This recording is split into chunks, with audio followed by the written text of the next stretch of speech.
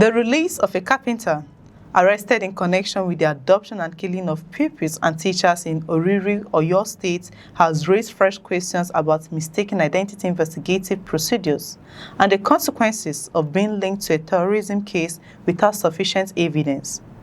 The Department of State Services, DSS, has released Mustafa Marana after an investigation reportedly found no evidence connecting him to the attack or to the Ansaru terrorist group accused of carrying out the operation. But this story is not simply about one man walking out of detention. It is also about what happens when a person is arrested in the middle of a major terrorism investigation, only for investigators to later conclude that he had no operational connection to the crime. So what exactly happened to Mustafa Marana? Why was he arrested in the first place? And what does the DSS compensation tell us about the agency's approach to cases where suspects are eventually cleared? According to reports, Marana is a carpenter from Katsina State who was arrested during investigations into a deadly attack on schools in Oruri, Oyo State. The attack occurred on May 15, when gunmen suspected to be members of the Ansaru terrorist group reportedly invaded Community Grammar School, Baptist Nursery and Primary School, and LA Primary School in Oruri. 39 pupils and 7 teachers were adopted during the attack. The incident generated widespread concern because schools, which are supposed to be places of learning and safety, had once again become target for armed groups. 2 of the victims were reportedly killed before the remaining captives were eventually rescued on July 10 following a military operation, with the attack being treated as a terrorism case. Security agencies began investigating people suspected of having links to the perpetrators. That investigation eventually brought Marana into DSS custody. However, according to a security source familiar with the case, investigators did not stop at the initial allegation. A DSS panel reportedly conducted a detailed investigation into Marana's alleged involvement, and the conclusion was significant. The investigators reportedly found no evidence showing that Marana was a member of any terrorist group. They also reportedly found no evidence linking him to Ansaru's financing, logistics, recruitment, or operational activities. That meant the central allegation against him could not be established. Following the review, the DSS Director General Tosin Ajayi ordered his release, but the agency did something else that has attracted attention. The DSS reportedly approved an initial payment of 3 million to Marana as compensation. The money, according to the report, was intended to help him meet his immediate needs and restart his livelihoods after his release. Marana was subsequently handed over to his lawyer, Ogene Forgive.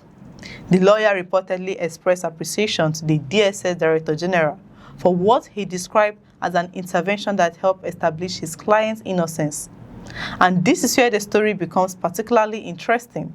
Security investigation can be extremely complicated, especially when authorities are dealing with terrorism, kidnapping, and the killing of civilians. Investigators have to act quickly because every delay can give criminal networks an opportunity to disappear, destroy evidence, or attack again. But at the same time, an arrest is not the same thing as a conviction. Being questioned or detained during an investigation does not automatically mean that the person is guilty. That distinction is particularly important in terrorism cases, where being publicly associated with a terrorist organization can have devastating consequences for a person's reputation, family, and livelihood.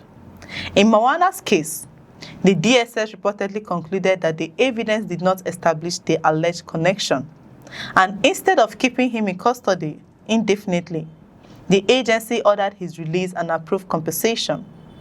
According to the source cited in the reports, this is not the first time the current DSS leadership has taken such an approach. The source claimed that more than 300 million has been paid in compensation in different cases involving people who were cleared following investigations. The source also referenced previous cases, including a Sokoto businessman who was reportedly compensated after being mistakenly shot during a security operation in Jos. as well as Abuja businesswoman Chineze Uzadibe, whose case was reviewed and who was reportedly released and paid compensation in October 2025. Whether such compensation becomes a broader institutional practice remains something to watch, because compensation cannot erase the experience of being arrested, detained, or publicly associated with a serious crime. For someone like Marana, the consequences could extend beyond the period he spent in custody.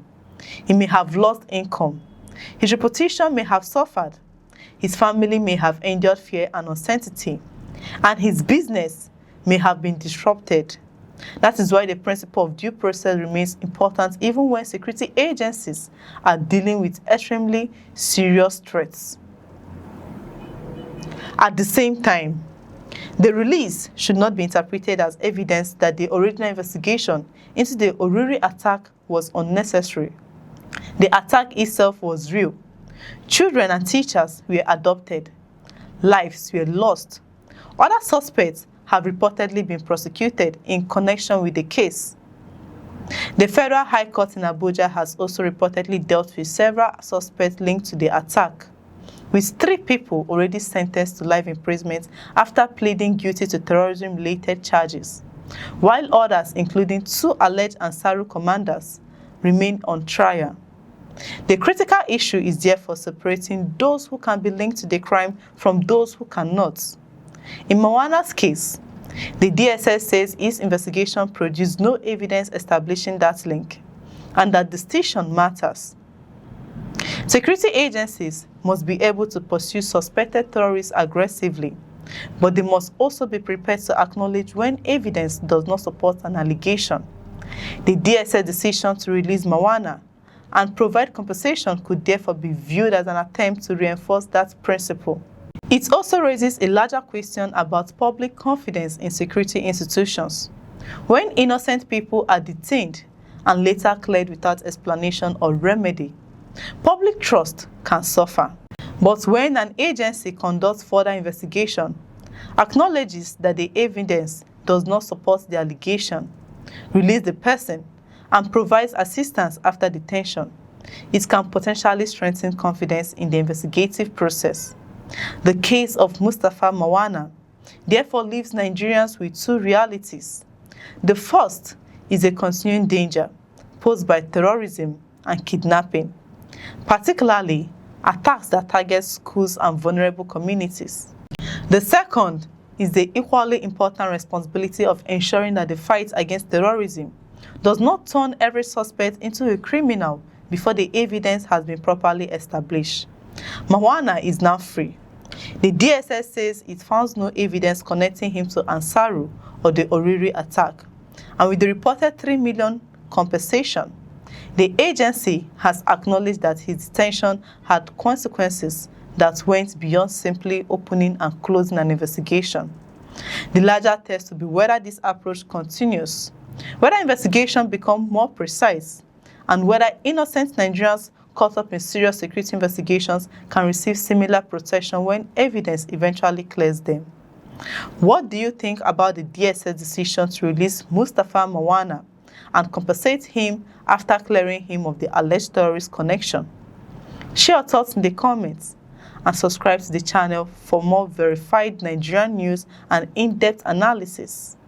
I'm Chidera Eso. Thanks for watching. We'll see you in the next reports.